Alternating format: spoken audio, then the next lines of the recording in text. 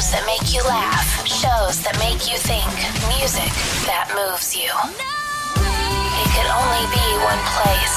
Universal Broadcasting Network. Tune in at ubnradio.com.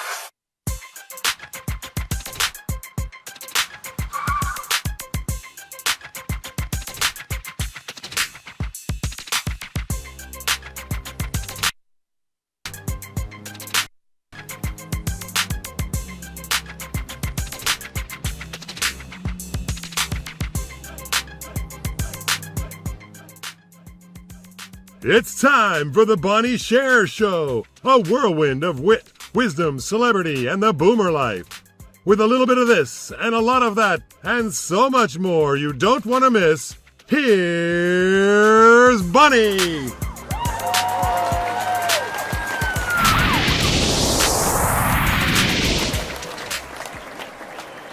Hello, and welcome to the Bonnie Sher Show, Boomer Life.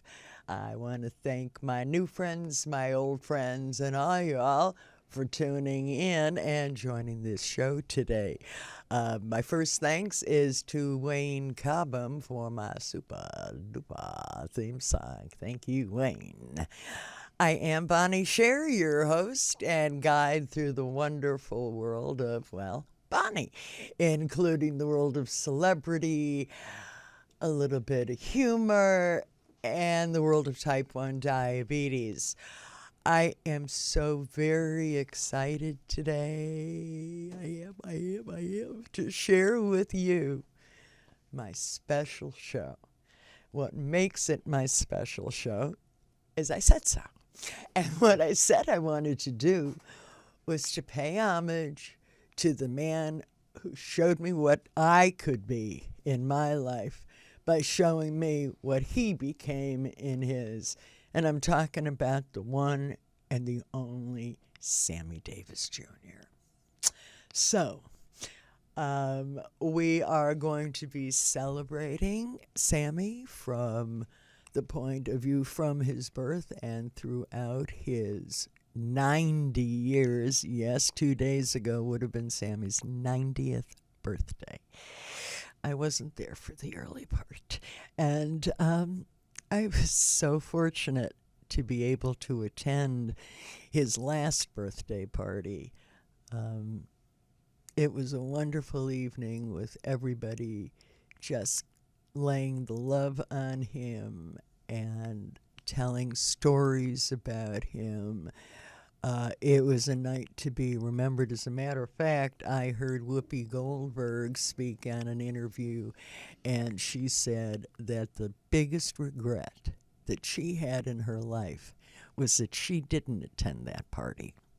Well, lucky for you, my dear listeners and followers, I have pictures from the party, and I'm going to show you some of them. I have some incredible guests coming along to say hello and to send a shout up there to Sammy.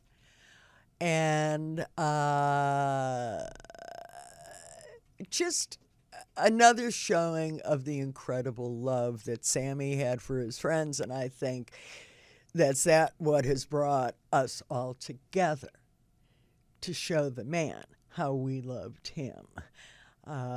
If you have a question, if you have a comment, I'd like you to go ahead and call me at 323-843-2826, or I want you to follow the hashtag BSherRadio. That's #BSHER radio. And that's on Twitter. So now, settle in, turn up the sound, and enjoy the show. Just made that up. They've asked me to read these because I have my own glasses and a lovely voice. Here's one from Hollywood. Dear Sammy, you have always been a class act, and I've patterned my career after you. Signed, Roseanne Barr. From overseas, dear Mr. Davis, please stay away from my daughter. Signed, Mother Teresa. I'm sorry, that's signed Teresa's mother.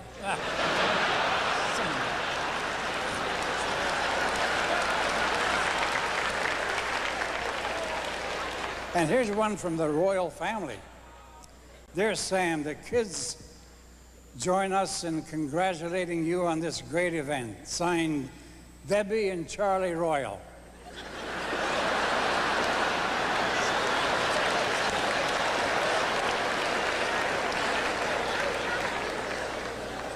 Here's one, would love to be with you tonight, but I have to be at the Sammy Davis 60th anniversary celebration. All best wishes, Dean Martin. I better get out of here if I'm going to make that. I'd like to add one more little wire before I leave. Roses are red, carnations are pink. If I had your talent, I wouldn't have to drink. And I love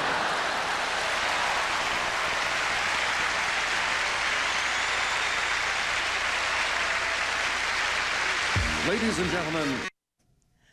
Okay, now, ladies and gentlemen, I am absolutely delighted to have with me as my first guest today, Sammy's youngest son and my godson, the delightful, sweet, wonderful, brilliant Manny Davis. Yay!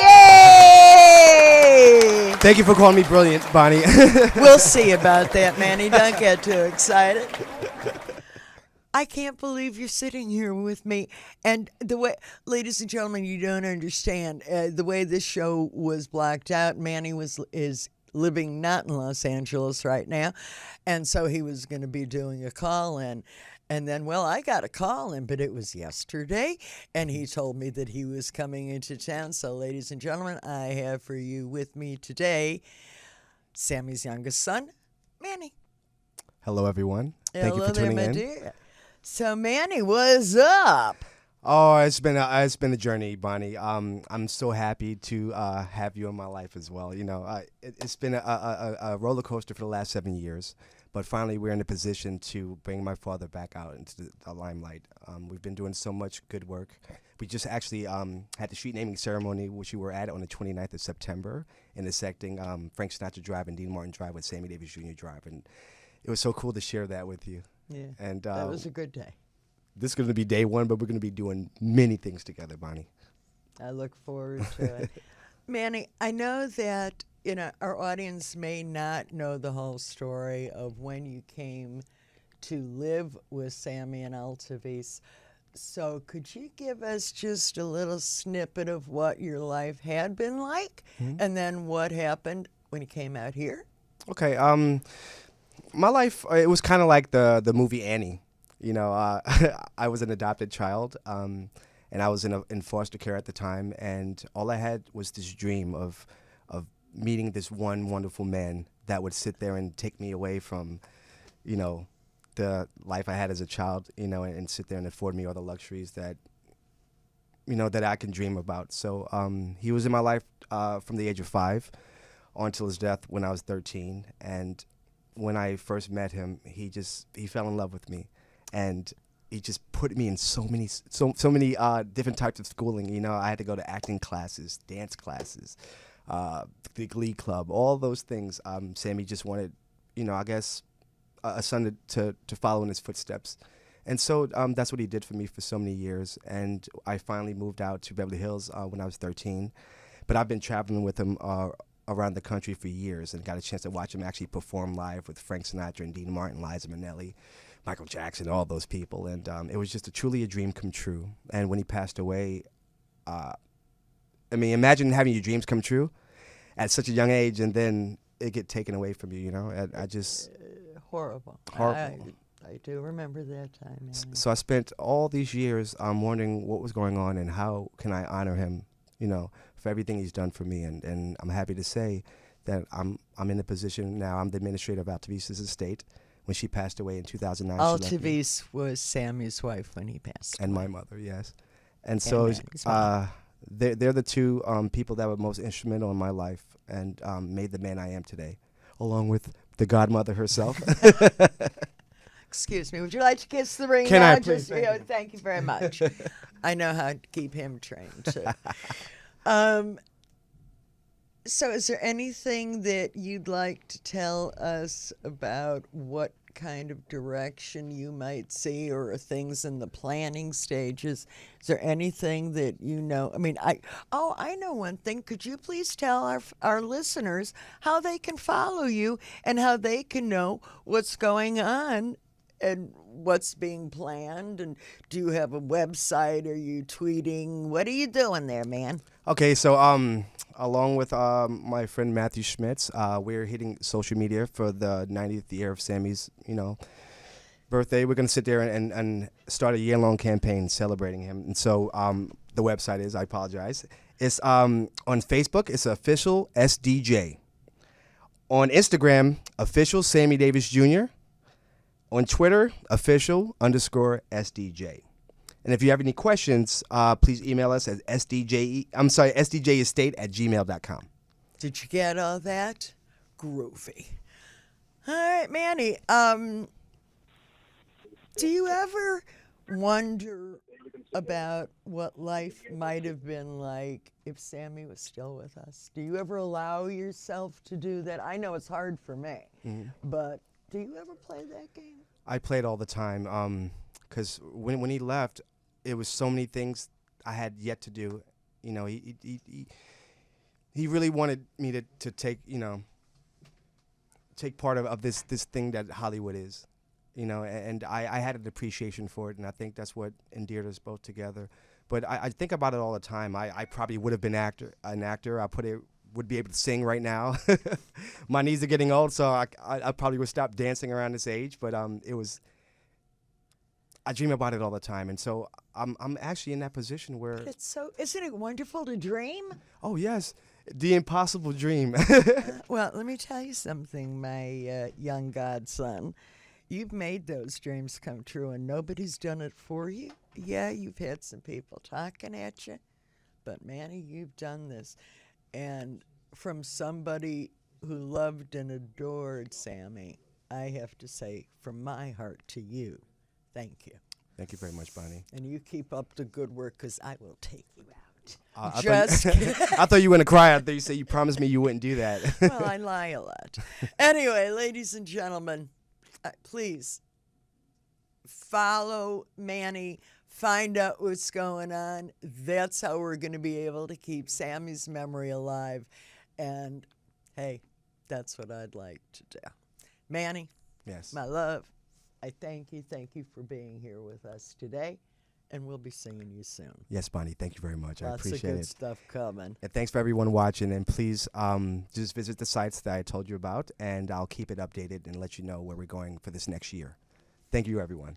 Okay, so yeah, Manny.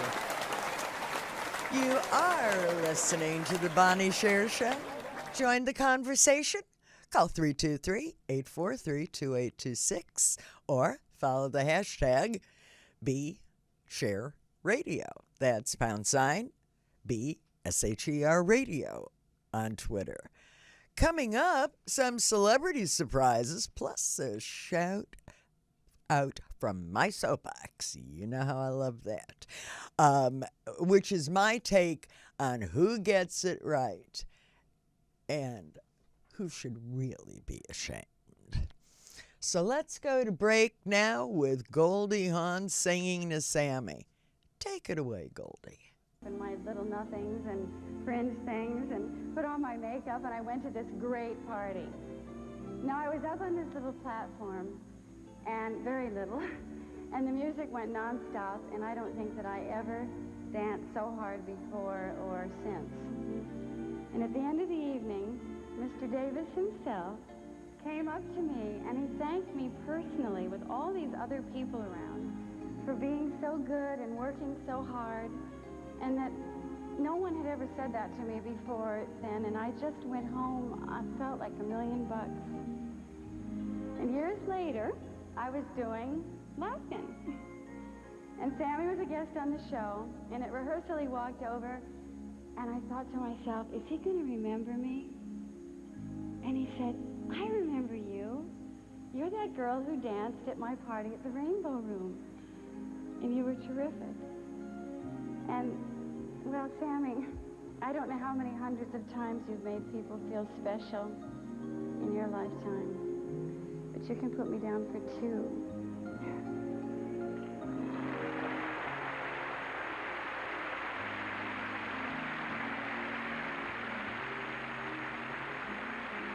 You know, when I think of you, I think of me.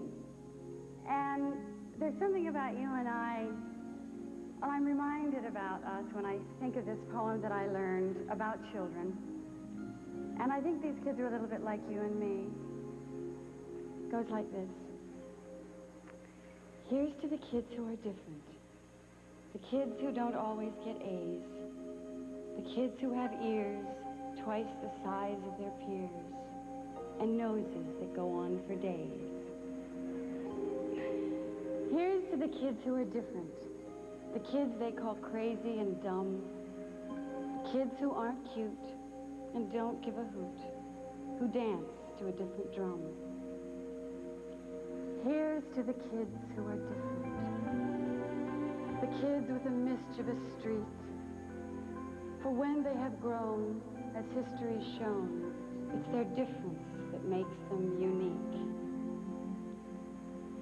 You with the sad eyes, don't be discouraged, oh, I realize it's hard to take courage in a world full of people. You can lose sight of it all, and the darkness inside you makes you feel so small. But I see your true colors shining through.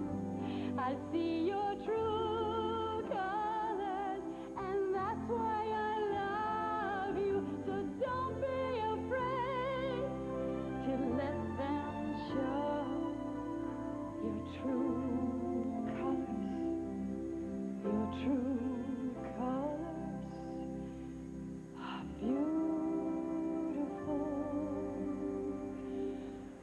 like a rainbow,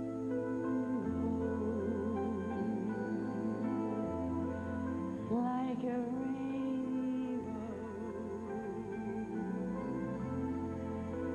like a rainbow.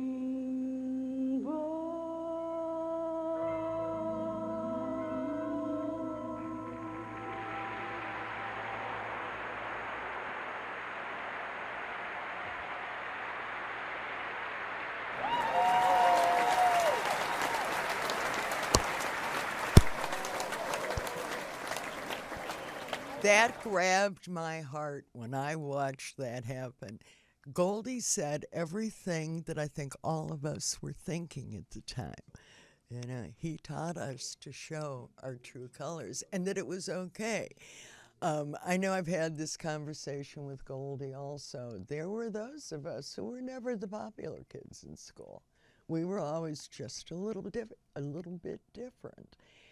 And when I first met Sammy, we talked about this, and I said, I want to be like everybody else. I don't want to be different. And he grabbed me by the shoulders, and he put it into my head. He said, Bonnie, that's what makes you you. You be different. You do your thing. And he made it okay for me, and he made it okay for so many of us. There's a reason that I honor the man. He just gave so much, and he gave it to everybody. I used to think that the reason that Sammy was so very slender is that nobody ever let him eat. You know, we'd be in a restaurant, and Sammy's eating, and somebody would walk by and say, "Oh, Mr. Davis." And Sammy was very gracious, and he'd turn around and he'd say, "Hello," and he'd stand up and leave his dinner and stand up. Mr. Davis, my next door neighbor, used to ride the bus with somebody who knew the dry cleaning store that you drove by every other Thursday. And Sammy would turn around and say, Mishpacha! And everybody was Sammy's family. So I want to welcome you all to the family, too. What I'd like to do now is we have an interview coming up that I think you're all going to really enjoy with a woman who, my goodness, 2 gold records. She has everything going on, so I want you to get yourselves comfortable and wait for that, lady. But before my next guest comes, I have another little video to show you from another fellow, sort of known in the business, that Sammy taught a lot to.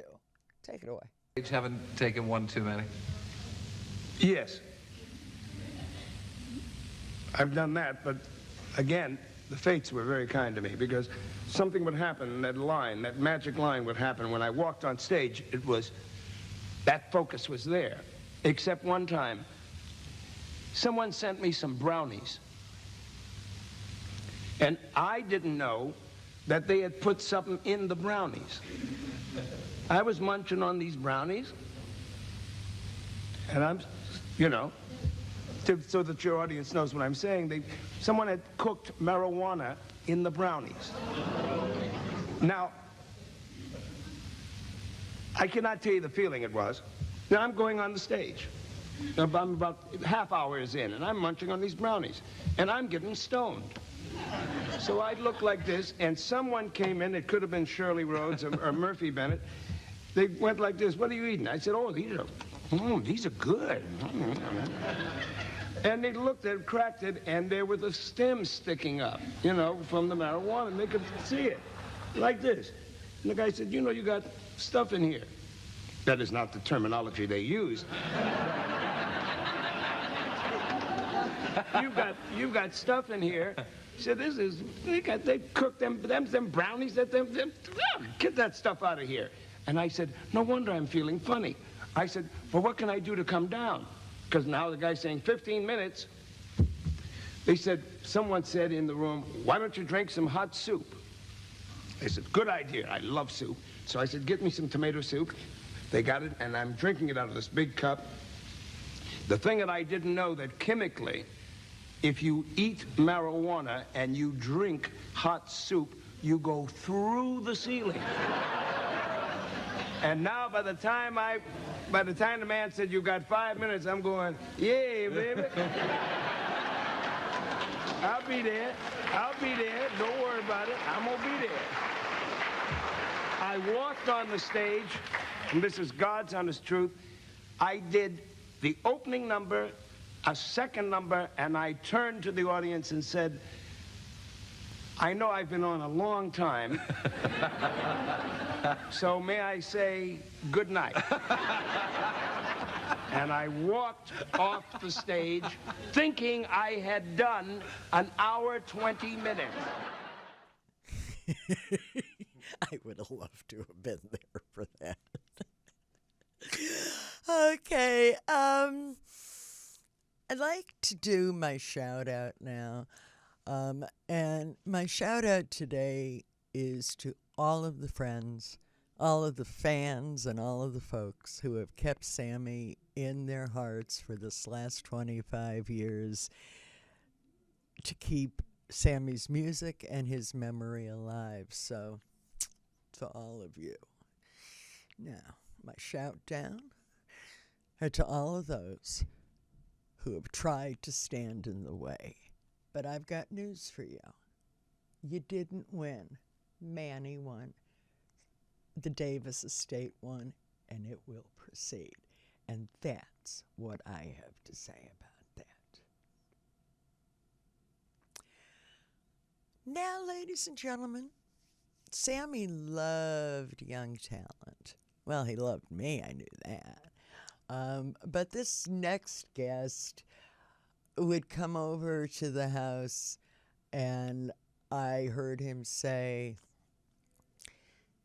Mr. D, can I please borrow?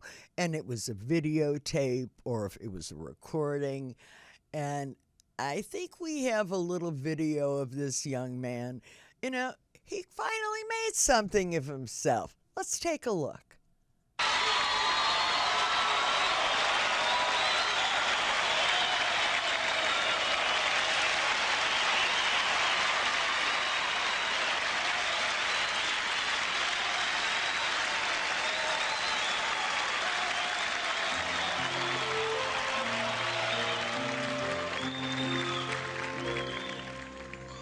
You were there before we came. You took the hurt, you took the shame. They built the walls to block your way. You beat them down, you won the day.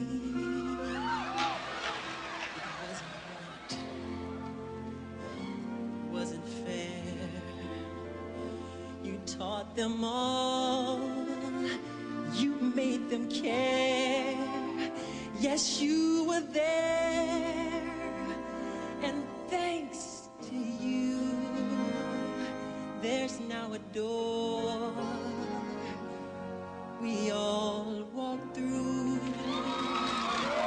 And we are here for all to see, to be the best that we can be. Yes, I am here.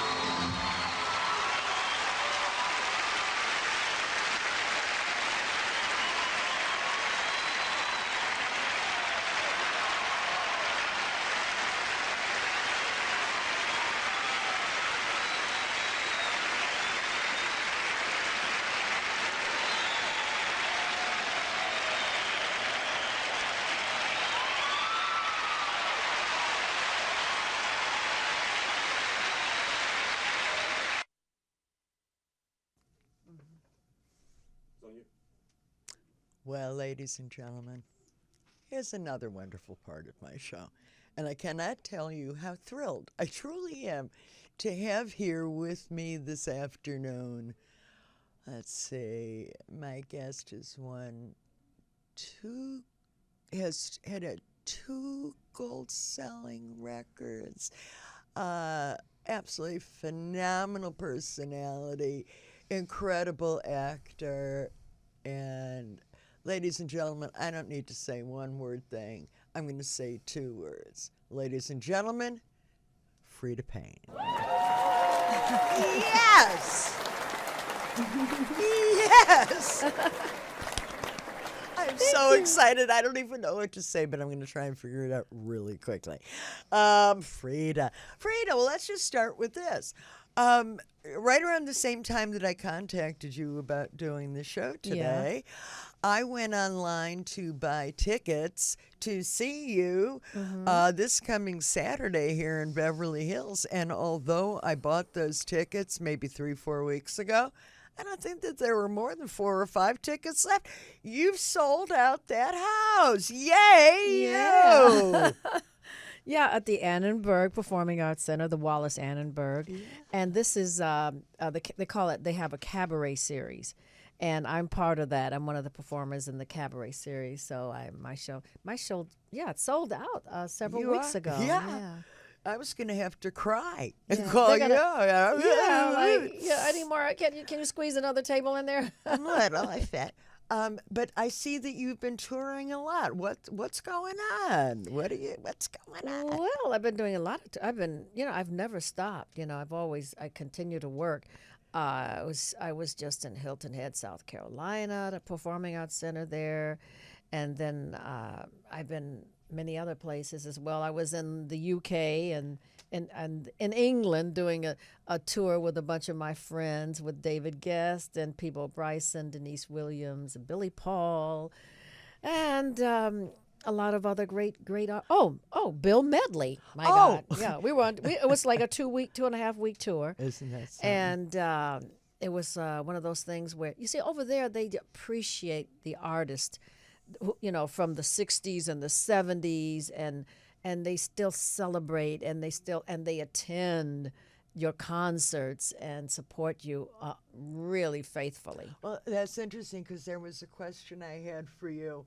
When I was reading about you, I read about the time where you were living in Europe and performing there most of the time. I saw the album that was produced with you in Sweden. Yeah, Freda, Payne in Stockholm. That was in the '60s. Yeah, I remember the '60s, sort of.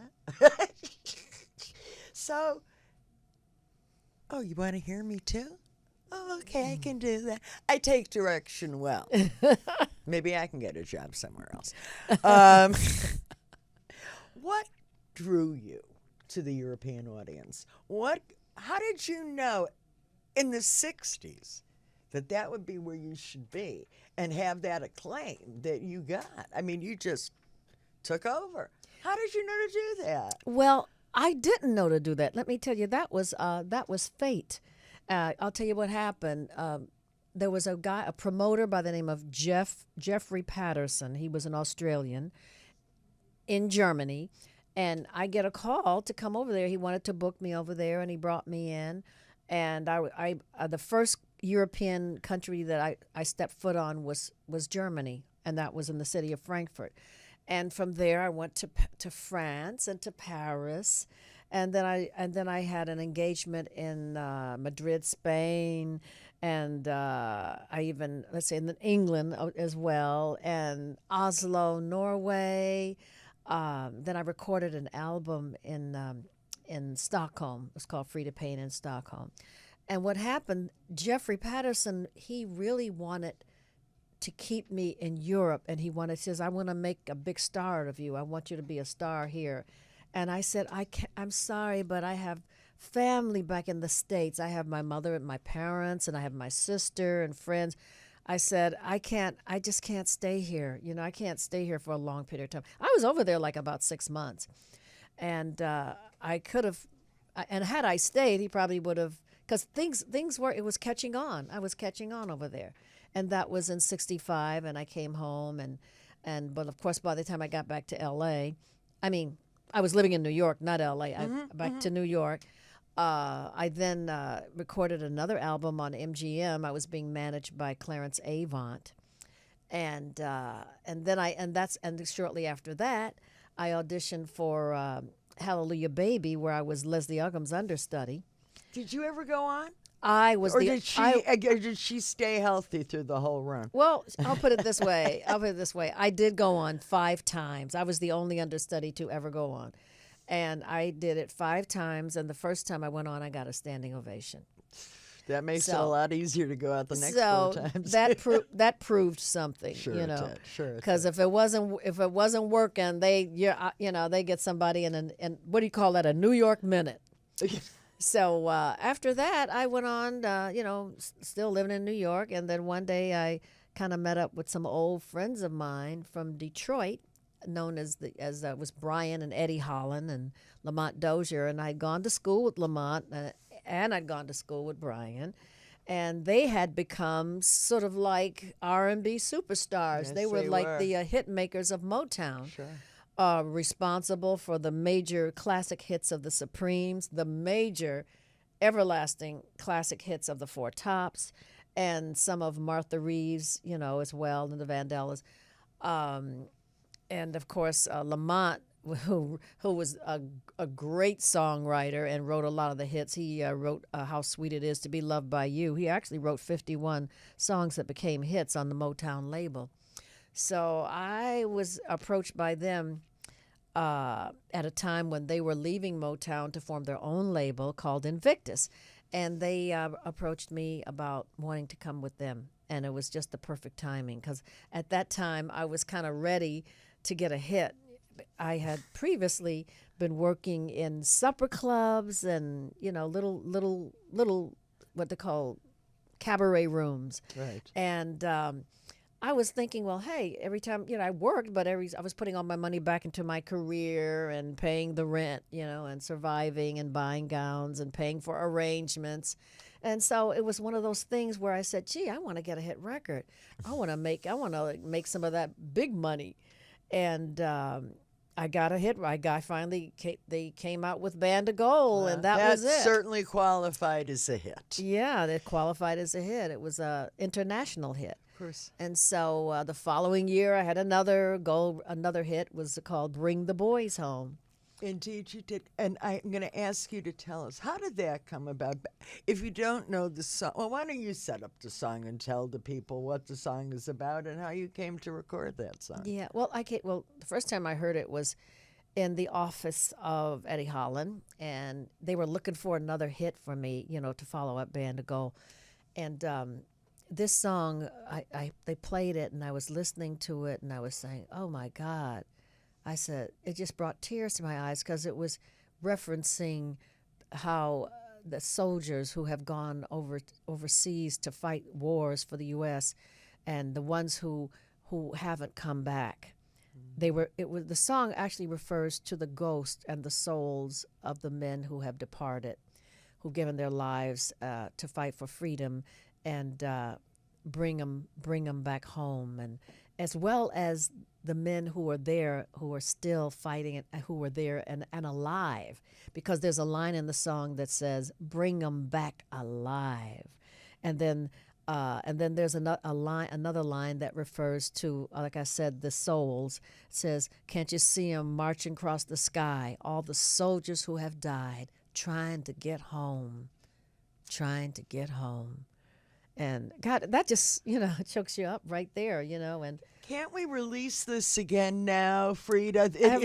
It is as relevant today as the day you recorded it, as it was in every war before. I mean, what a wonderful statement. And think about it. Have you thought about this? I'd love to see this happen. I would love to see it. It's like you're right. It's never stopped being relevant. Unfortunately, that's nowadays in these times, there's a song that I have to bring it up. Ray Charles did a song, and I think this was recorded maybe back in the early 70s, maybe I think late 60s, early 70s, and it's called and I think it was an album that he did with Quincy Jones, his Quincy Jones orchestrations, and the song is called "The Danger Zone Is Everywhere." Wow. And what a title. I'm saying to myself, God, that song right now is like so true, because the danger zone is everywhere, It sure is. Well, not to bring us down, but I sure would like everybody to find that recording and buy it. Do me a favor, you're going to love it. I'm sorry I don't have it to play for you today, but I promise you, on next week's show, I will be playing that song of Miss Payne's. Now, tell me, Freda, what is a normal day in your life look like, if we have any? A normal day? You mean when I'm not on the road? Yeah. That kind of, okay. I get up, I go in the kitchen, I fix coffee. I turn on the first thing I do is I turn on television. Uh-huh. That's the first thing I do, and I watch. I like to watch the news. I like to watch Channel 7, Good Morning America, or the Today Show, or Channel 2, as well. And I watch that and to see, because that's how I know what's going on. You don't. I mean, if you don't turn on the TV or turn it on to the news, I mean, we could be having Third World War. You won't know about it until you turn the news on. That's how I found out about 9/11. I was in New York for 9/11, and I was staying I got up. I was scheduled to fly back to L.A. American Airlines. My flight was to leave at 3 in the afternoon.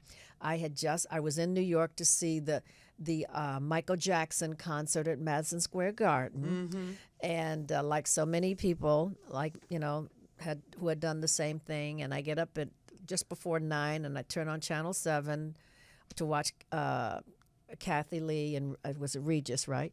And first thing I see is the World Trade Center, and I see this funnel of smoke coming out of one of the buildings, and I'm saying, "What the heck is that?" I didn't say what the heck. I said, "You know what else?" I said something else. I said, "Don't tell me one of those dumb planes flew into the building again."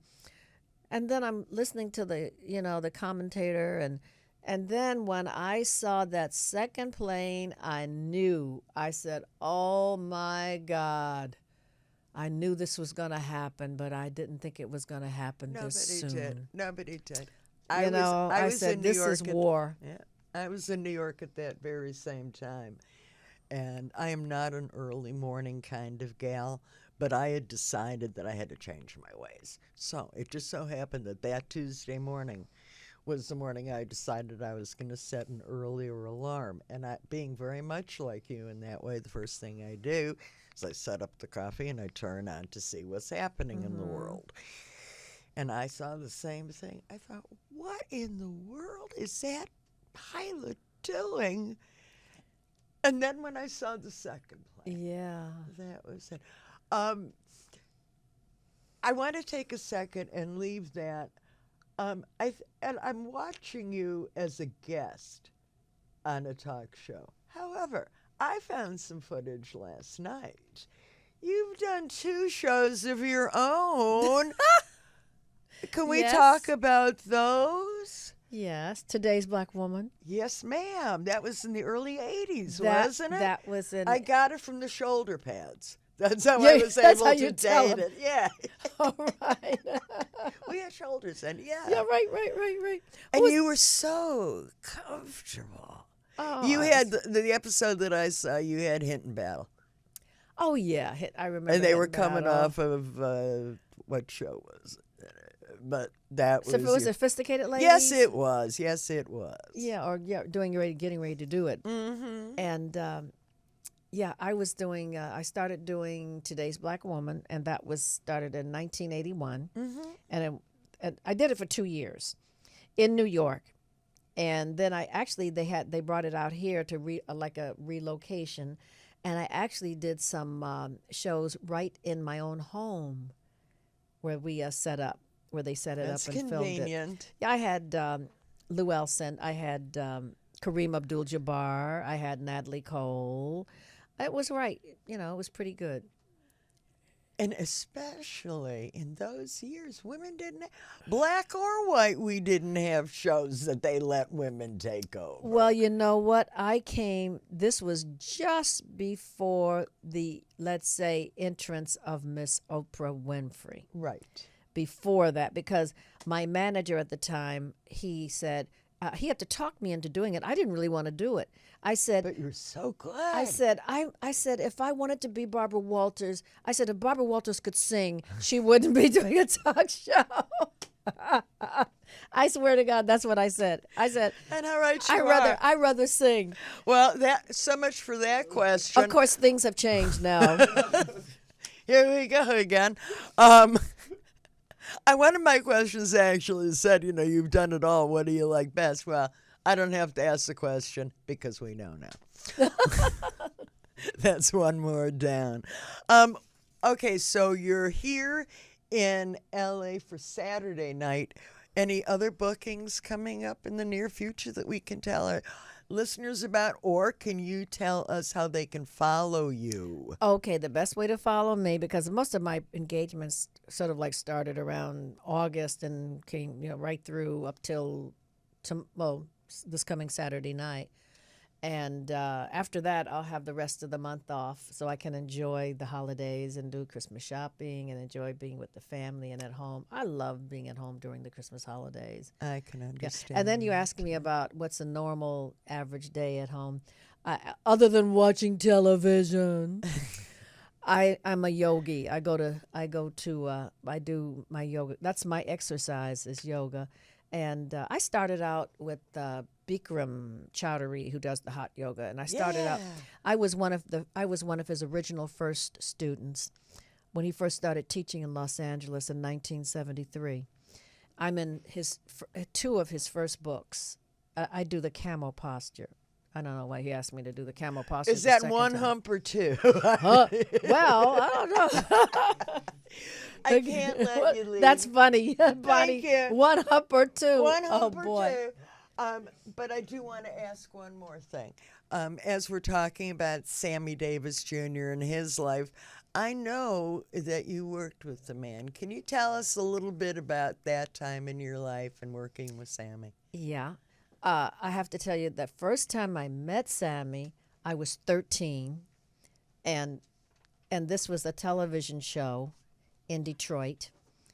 It was called the Ed McKenzie Dance Hour. Sammy was the star guest, the superstar guest for that afternoon, and they would feature a talent contest that was like about 4 contestants, and then the rest of the show they would feature whoever was appearing in the Detroit area of star status, and Sammy he was at the Windsor Casino across the river in Canada, and he was the star guest, and I won the contest that day, and afterwards he took a picture with me holding my little trophy that I won At 13. at 13, and I have that picture. It's a 8x10 black and white glossy, so And then after that, the next time I saw Sammy I was 17 in Las Vegas, and I was actually working.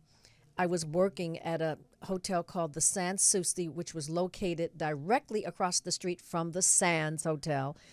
And my mentor and pianist, his name was Mac Ferguson, called over there and said, and they said Freda Payne is here performing, and that they could see it on the marquee that I was performing across the street in the lounge. And Sammy invited me and my mother and my mentor, Mac Ferguson, to see his show. And then that's when I saw him again the second time. The next time I encountered Sammy, I was probably in my early 30s after having had my hit record, Band of Gold. And my manager, of course, got me booked with Sammy to be his opening act. And I performed with Sammy on Broadway at the Uris Theater with the Nicholas Brothers. Wow. And I performed with him at Lake Tahoe at Harrah's. And I mean, these were like 2 and 3 week engagements. That's when they did those long engagements, and that was great. I missed that so much. Yeah. And then I performed with him.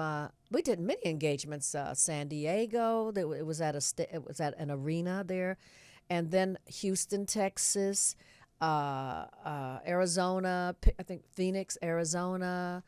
So I got a chance to work with Sammy quite a few different. Oh, and I did his TV special. In 1976 when he was in Acapulco. Remember he had a TV show. Of course. Coming that was filmed in Acapulco, Mexico. Yeah, and I did that as well. So I was around Sammy. I did quite a bit of work with Sammy Davis. Yeah. Miss Payne, I'm going to have to ask you to come back to me another day and tell me more and more and more. This is not nearly enough time to be spending with you. I know. And I want to hear it all, but thank you. You want to hear all the dirt. Yeah. Well, unfortunately, I can't tell the dirt, but I mean, that'll be in the book. I'll have to write the book. Ladies and gentlemen, please, let's give our thanks to Freda Payne for joining us today. Thank you so much for being here. Thank you, Bonnie. Thank you. It's a pleasure. Well, ladies and gentlemen, that's my show for today. Please join me again next week for another 50-minute trip through the land of boomers, the land of Bonnie, and the type 1 diabetes community. Please visit me at BonnieSher.com until then, and you can follow the number 1, Bonnie Sher, on Twitter. Again, I'd like to thank today's guests, Manny Davis and Freda Payne. And thank you most of all for joining in the celebration. And if there are speakers up by the pearly gates, then Sammy, this one's for you. Take it away.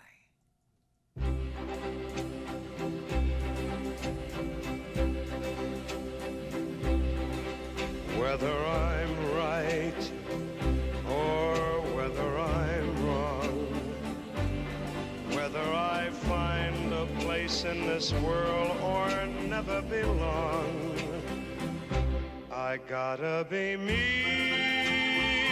I gotta be me.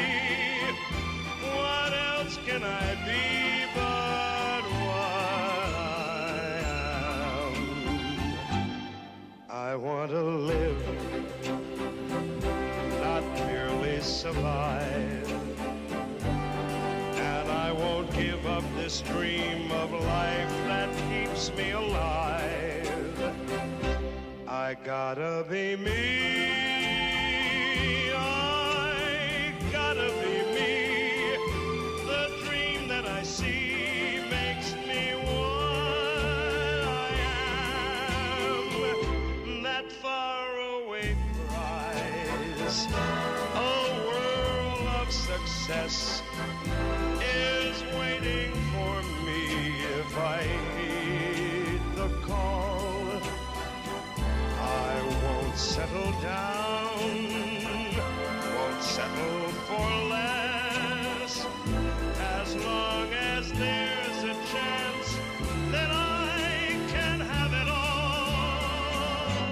I'll go it alone, that's how it must be.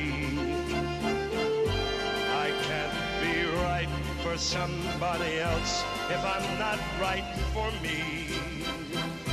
I gotta be free. I've gotta be free. Daring to try to do it or die. I've gotta be me. I'll go it alone. That's how it must be. I can't be right for somebody else if I'm not right for